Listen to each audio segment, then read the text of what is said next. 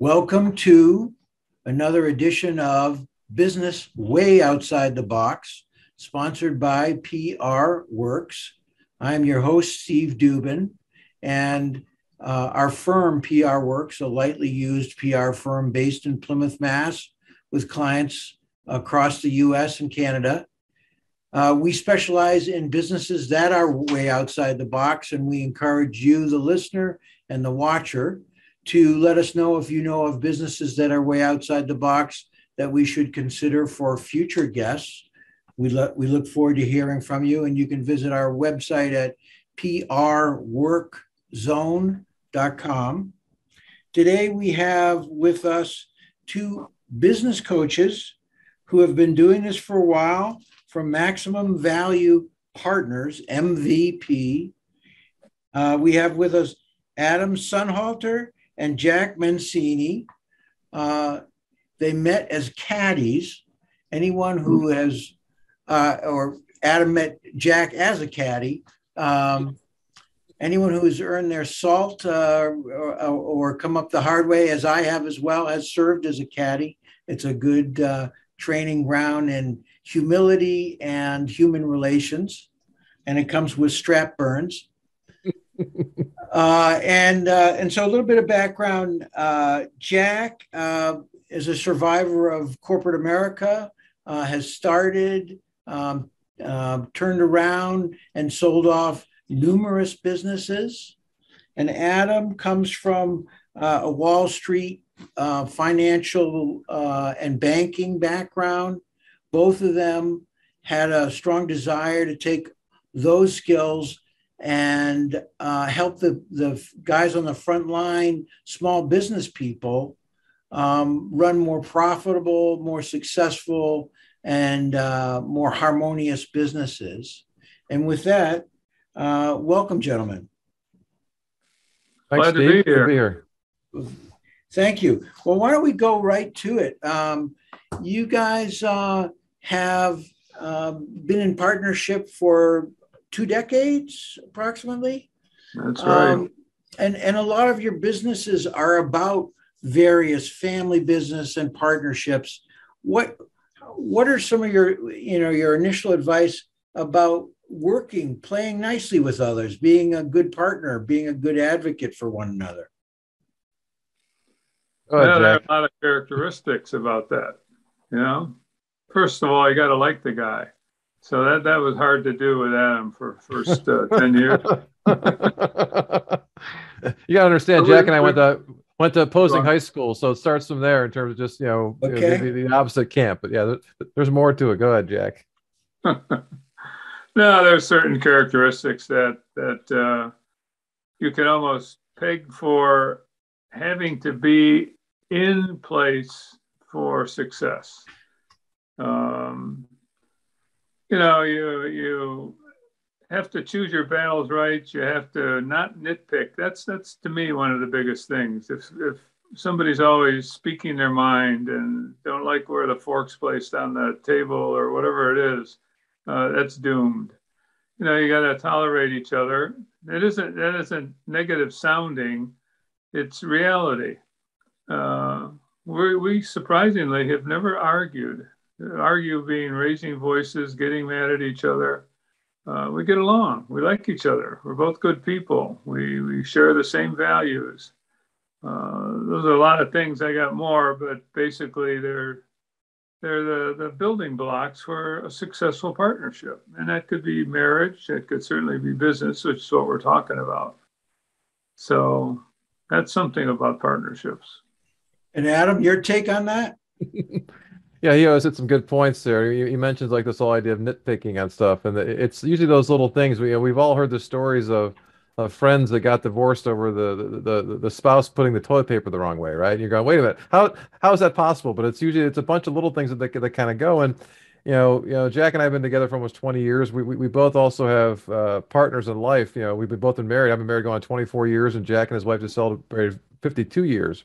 And you kind of learn to pick your battles, so to speak, or you learn that, hey, things are a certain way, and you have to figure out what are you willing to live with, right? In terms of what's going to bother you. So if things bother you a lot, you have to kind of either hash it out pretty early, or this may not be the right partner for you. And one of the ways that you can figure those things out, we found, is if you travel together.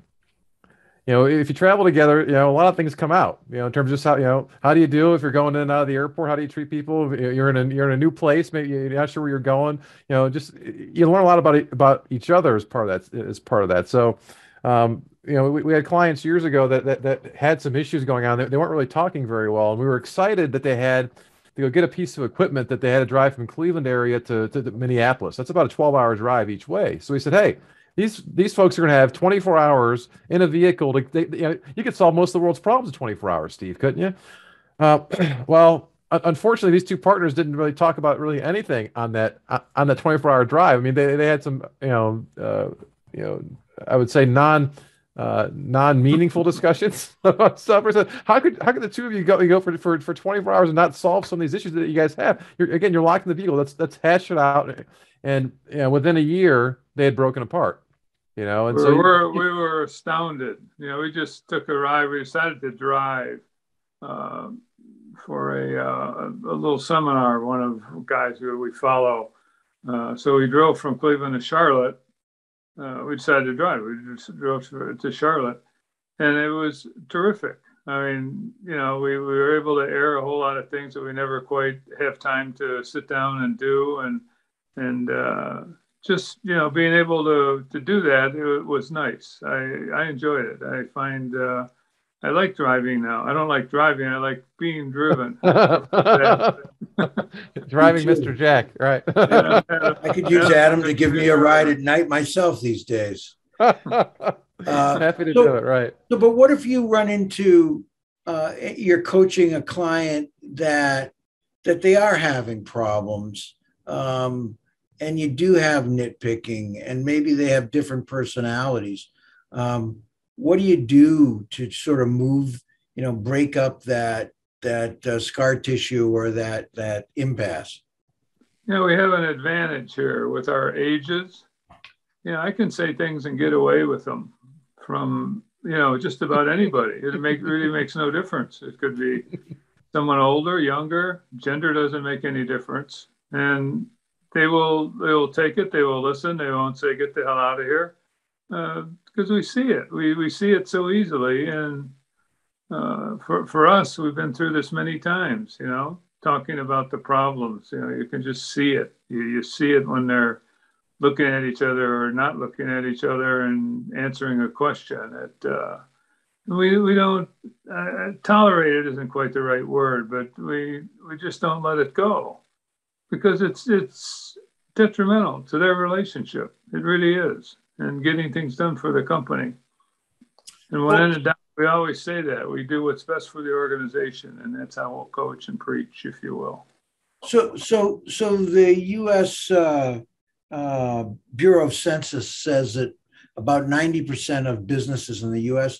are small family businesses, and you guys do a lot of work with both married couples and family businesses in general.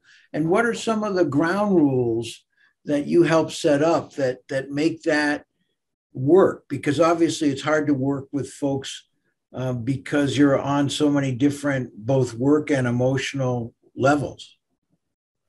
Well, if I could use one word to answer, I would use the word respect. Okay, and respect in a couple different areas. One is respect your differences. So it's one of the first things we do with all of our clients. We take them through a behavior assessment called DISC, which many of your listeners might be familiar with. It looks like you are as well, Steve. We all have different styles naturally, and as part of that, we have natural strengths and weaknesses. And when it comes to partners, if you have two folks that are exactly the same, it can create some issues. The whole idea of familiarity breeds contempt. Whereas those opposing styles, once you get past the initial kind of awkwardness in terms of just the way that you each might approach things a little differently, you start to realize that, hey, having those differences are fantastic because together we can accomplish great things because we can each play to our strengths. And so kind of what Jack was talking about is, he and I, coach all of our clients together, and sometimes they want to get, Jack's opinion, versus getting my opinion, just in terms of different ways to kind of look at stuff. But having that respect to start with in terms of, look, we each have our own strengths and our own idiosyncrasies. And so just respect those to kind of start with is often a big thing to make sure people are just aware of that. And that includes things like taking care of issues in private So we had a client years ago. It was a husband and wife team. It was a second marriage for both of them. And they would have literally shout at the top of their lungs, veins bulging in their foreheads in the office about stuff that had nothing to do with work at all. It had to do with something that happened at home, right? But there were people in the other offices on the, down the floor. Again, this is, in a big office building that would complain about them. But, hey, we can tell that so-and-so is in the building today because they're busy yelling at each other and thinking, wait a minute, if you have problems, take those things in private and get them solved. Because if you as the owners and if you have partners, if you're going at each other, well, the employees, the rest of your team are just like the kids, right? They kind of see what's going on and they'll play to each of you to what's kind of going on, and they'll play off each other. You need to have that unified front. And if you don't have that unified front as partnerships, it becomes very difficult to be able to gain success long term. Okay. And family businesses in general, I mean, part of the challenge is oftentimes you're trying to integrate people from your family into your business, and sometimes it's just not a good fit in the role they're playing and the responsibilities they're given. How do you tiptoe through that, or not tiptoe through that dynamic to help them improve their business? Go on, Adam. I wanted to see Jack with tiptoeing. That's a good visual of Jack tiptoeing versus just kind of coming in, right, and kind of talking about stuff. It's one of the things that we talk about, and I grew up with a family business, Steve. So my parents worked together for 40 years, and they've been married for over 50 years, and I thought it was normal. I thought it was normal to have it, and I didn't realize until I got out into the real world just how unusual my parents are from that standpoint of not only be able to have a successful marriage, but having a successful business and getting along. And a big part of what they did is they had different rules in terms of what was going on. And so, during the day, my dad was in charge of, the sales and a lot of the client things, and my mom took care of a lot more of the back end stuff. And so, when it came to kind of who was in charge or who was the boss during the day, it was pretty clear that my dad was the boss. Now, when it comes to the personal side, though, my dad's now 74, 73. He gets an allowance still. He's been getting an allowance for decades. And so it's very clear who's in. He does whatever she tells him to do to a certain extent. So it's keeping those things separate to a certain extent, but also to have it to look. My mom was very good about, look, we're not going to talk business at home. It would happen at times, but it would be, let's talk business for 20 minutes and then we're kind of done. Now, my dad's mind was always kind of going with thoughts. So he'd keep it to himself, again, knowing what kind of battles to kind of pick or kind of bring up. And so I think having a lot of those kind of ground rules, but when it comes to family too, one of the biggest challenges is we know each other's family. So whether it be, parent, child, or siblings or cousins, and it's amazing.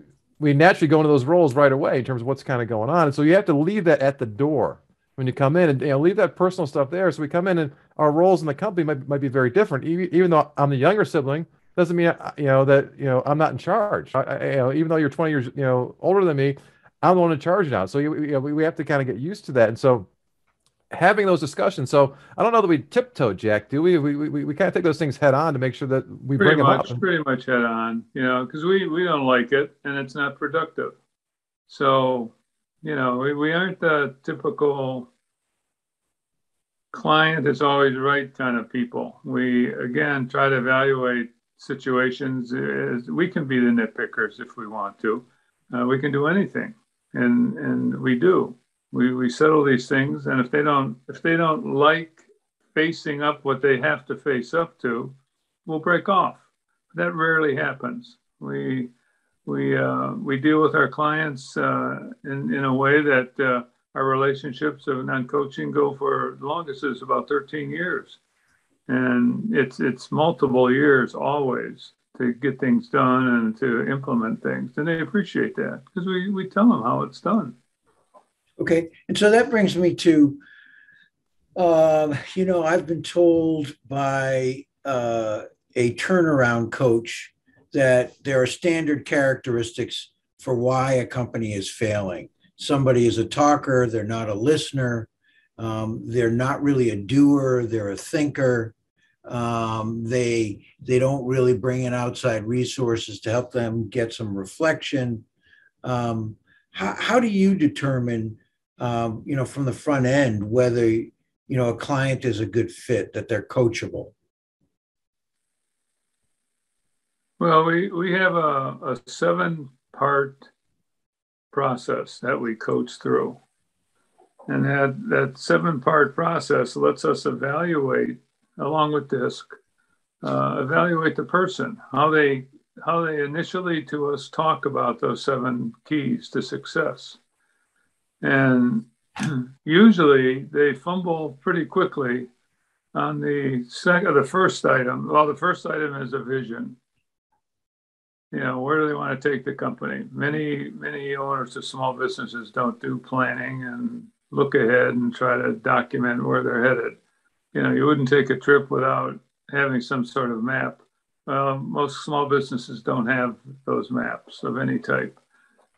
But where they really show to us, plus or minus, if you will, we can go with these guys or not, or to what degree they handle the second item, which is a profit plan.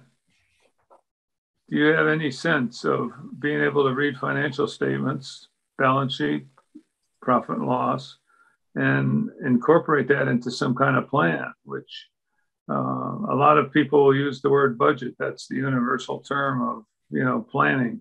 We hate that word. It's an old dusty accounting, and we both have accounting and financial backgrounds. It's an old dusty term, and we just don't like it. We refer to what is called a budget in many places as a profit plan. Profit plans are exciting. After all, you're in the business to make profit. Let's try to get the words that convey that in a more exciting way. But in any event, they usually can't read the financial statements, and we'll make judgment on that.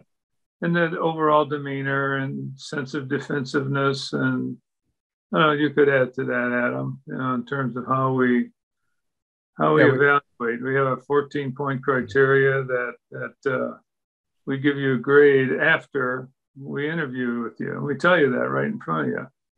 Like, look, we're going to leave, you're going to leave, and we're going our separate ways, and we'll get back to you in a few days. We want to determine if you're coachable and if we want to coach you. And it sounds kind of cocky, but it's true. That's how we like to do it, because we know if we start off with somebody who the chemistry isn't there, and the feelings with these people are not right, then we'll never succeed. So we don't even start. And we made a mistake early on, Steve. We assumed everybody was coachable. All right. And then, a couple of years in the business, we were looking, and we had, a bunch of clients doing really well, but we had some clients that weren't doing so well. And we're looking internally at ourselves. Okay, how do we get better at, making it more simple and communicating stuff? How do we adjust our process? And we kept looking internally. Finally, so wait a minute. It's not us. This is working well for these folks. It's really the folks that we're dealing with that aren't coachable. So the 14-point criteria Jack talks about, it comes back to kind of a pass or fail kind of grade. And so not any one of those 14 points is going to tank you, but if you have 3 or 4 of them that aren't there, we just know, hey, it's not worth our kind of time to kind of start with you. I think what often happens with the owners is it gets so overwhelming at times, you aren't sure what to focus on. And so what our 7 keys allow for is for us to have a discussion about the most important things in the business. And so as we're interviewing the potential client, we're asking them questions to see how they respond to stuff. So are they looking at these things? And as we had that discussion, we started kind of get a feel, because a big part of our coaching is we have to like the people that we're working with. Life's too short to be working with people that you really don't enjoy. And so we tell them that. But it comes down to, having, one of the biggest things is just curiosity. And we have a term we use, we call old steel guys. It doesn't matter how old or young you are, or whether you're male or female, but you have that old steel guy mindset of, hey, I have it all figured out. All right. I've seen it all, been there and done that. It's like, you aren't telling that person anything, Steve, right? So you can try and you bang this and do that, and you can waste all kinds of days, weeks, months, and years trying to figure it out. But we learned that they aren't worthy, or aren't worth the time and effort, because they aren't really going to change. And, we saw that a lot early on in our coaching business, because, part of Jack's background was doing turnarounds. And we realized, well, yeah, Jack's great at coming in and turning a company around if he's the guy in charge. But to coach somebody through a turnaround, well, usually if you're the one that got the company in trouble, usually you're the problem. And if you aren't willing to admit that and make some changes, well, nothing's going to get better, And so we've often had a lot of luck with the next generation to help fix it, turn around, it's something because they're open to trying new things and realizing that, hey, mom or dad doesn't have everything kind of figured out. Let's try some different things to see what's going to be happening. So that kind of curiosity. So if folks are out kind of looking for stuff and searching, that's always a big tip off for us that, hey, they're searching for the answers. And the question is, do they find the right places for those answers, or are they looking in the wrong places for those answers? Okay. And so one of the things that I see from my end are, especially very small businesses, the founder, the entrepreneur sometimes has a stranglehold on their own business, that they have trouble trusting others to do anything competently. They have trouble deputizing any employees to take up any portion of the business. And they're concerned that no one will do it as well as they will. How do you get people past that point to that leap of faith? Well, part of it starts with, as Jack was mentioning before, the vision in terms of, well, what are you trying to create here? Are you just trying to create, doing what you're doing, and are things fine? That's great. Versus, do you want to do things differently? And it can be very challenging. When you start a company, usually you're the one and you're doing everything. And chances are, if you were just doing that one thing, yeah, maybe you are the best at that. But you start to kind of get realizing what's going on. One of our great tricks that we'll do with folks is, hey, why don't you take the next week and either throw a piece of white paper or use your whiteboard, or just take a pen and paper and just start writing down things that you do, every day, every week. And usually what happens is they have multiple pages of stuff. They said, I didn't realize I was doing 117 different things. It's like, okay, but you get out on paper and say, look, okay, well, here's how do we start to get somebody else maybe involved in this. Usually we'll start with some small stuff. So you don't necessarily start with the biggest thing. So usually one of the biggest things people don't want to give up is the checkbook, right? Or the financial control of signing checks. Okay, so I want to keep, okay, so we don't necessarily start there. Let's start with something that's a little easier. And as you look at that list of 117 things, I got to believe there's at least 10 things on there that you really don't like to do and you're probably good at. So how do we get those, to somebody else? So usually we kind of start there to get those easy wins. And once you get that, all of a sudden they start to realize, hey, well, gee, maybe I could do more with this or more with that. So it starts, with those baby steps to get that momentum started. Jack, anything to add to that? I mean, when I think of this subject, I think of Berger's E-Myth books that, in his initial book, he talks about someone who loved to make pies, made terrific pies, but fairly quickly they had too many orders for pies, and the woman was overwhelmed and needed to teach someone else to make pies and build an organization or die. Well, the big thing that so many small business owners don't understand is the power of the organization. And Adam refers to the old steel guys, just grumpy guys with arms crossed in front of them who don't really understand business themselves, but they've concurred that they're the ones who know it all and they're going to keep it to themselves. Okay, so the organization of people are the ones who get things done. And then I bring up the old steel guy because they would always say what very few times that they talk to their organization, they always would say that people are their most important asset. That's a lot of nonsense until lately in our economy and culture, we're truly acting as owners of small businesses. We're acting to include people into the organization and help them on their careers, help them balance play and work. And it's a whole different kind of manager today. So when you get the old guys, they basically are holding fast to things that you just know aren't going to really turn out well when they try to incorporate cooperation in a way that they would like, they being the workers. And it's a whole different environment now. And it's okay. I mean, I think there's a lot of good to it. There's some baggage that seems to be dragging along, but, culturally those things get whacked. But a good company, successful company is going to have an organization that you can show literally on paper, draw the little boxes connecting to each other and run it that way. It's very important. And it works from what we see. And when we can penetrate somebody like that who objects to the new way, It makes a gigantic difference. Agreed. We work with some franchise organizations, and the business model is, here's what you do. The operations manual is, here's what you do. As soon as you open turn the key in the door, here's what you need to do for the entire day. And most businesses have not mapped out their procedures like that. And so in many ways it's open to question. And if somebody's missing due to illness or vacation, there can be a bump in the road. And so that brings me to bumps in the road for you guys. Have you experienced setbacks yourselves and learned from them? In terms of our partnership or in terms of life? Well, I'm talking about business and being partners. Yes. Let's ponder that for a minute. I mean, one of the things you did mention is that you learned that sometimes you thought that you could bring anybody into the boat and they would be coachable. So that's certainly one. And I would assume there may have been others. For instance, here's a question to consider. When you talk to new prospects, they may say to you, "Are you an expert in my niche? Do you know my industry inside and out?" How do you deal with that? Well, we say if you're looking for a product or service expert, we aren't your guys. We may have some experience in your industry, but usually that's expertise you have as the owner, and usually there are other folks that have that expertise. We're more on the business side for the marketing and sales and the administration parts that kind of encompass every type of business from that standpoint.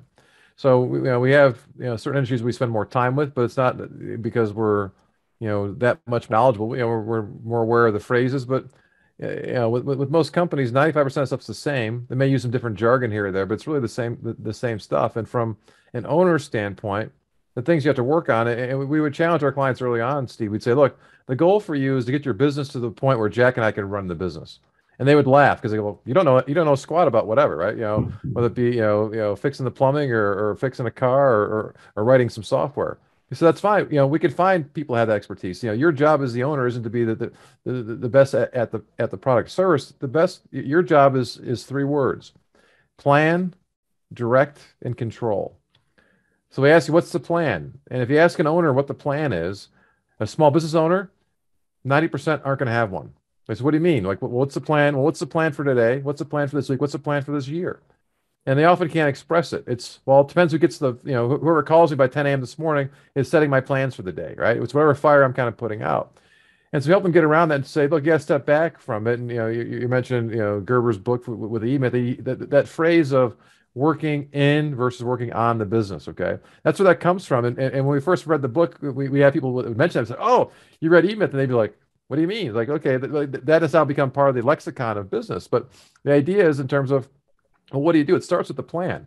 So if we don't have a plan, it becomes very difficult to get everybody on the same page. If we have a plan in place and you get people involved with it, we can then direct the activity. The part of your job is not to do everything, but to be able to direct what goes on. And having those good people, as Jack was saying, in place, having the organization there, you can kind of direct folks to get stuff done. And the control part comes through a series of regular meetings and reports to see what's happening, especially in today's day and age. It's never been easier to have a good sense of what's going on in your company without having to physically be there. You have all this technology that's here, and there's reports that are available, and there's ways to connect and stay in touch with folks. It's easier than ever. Again, I remember as a kid being out in San Diego for a week vacation. I was probably 8 years old, and my dad every morning he'd be calling in, "Hey, what's going on?" And by 3 o'clock in the afternoon or 2 o'clock, make sure before everybody leaves, because calling again just to see what was going on. But it helped him to make sure, hey, I want to make sure I can enjoy my vacation, and see what's happening. So it's progressed over years. So as I look back and see, I can notice what my parents were doing right without me even kind of knowing about it. But as I become for a long time, being able to be tied in that way is very, very key from that standpoint. Yeah, I would say obviously the tenor of business, the speed of business, the speed of society has changed significantly. And the pandemic has changed us significantly, and it's made us take another hard look at what we do and why we do it, and do we enjoy it? And sort of that leads me to sort of the the last question I have for you guys are, what do you see as sort of the future of the business, the future of your business, even in the next 5 years of how you work with people and how you help folks? I think you have to be more tolerant for sure of the changing attitude towards work. And it's impossible to assess what's coming down the future with all the disruption in our form of government.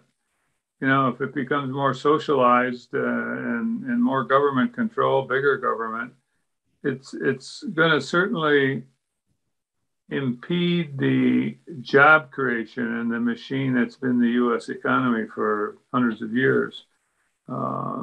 So it's tough to say where it's going to come out. It always is. Obviously, we can't predict the future, but some big tracks are going to be laid down. I feel with what's going on in Europe now, and it's going to reflect over here. And jobs and the lifestyle that we've grown up with, it's not going to be the same. It never is, but it could go either way right now. It's kind of an interesting time to be alive. So. Okay, and Adam, prognosis?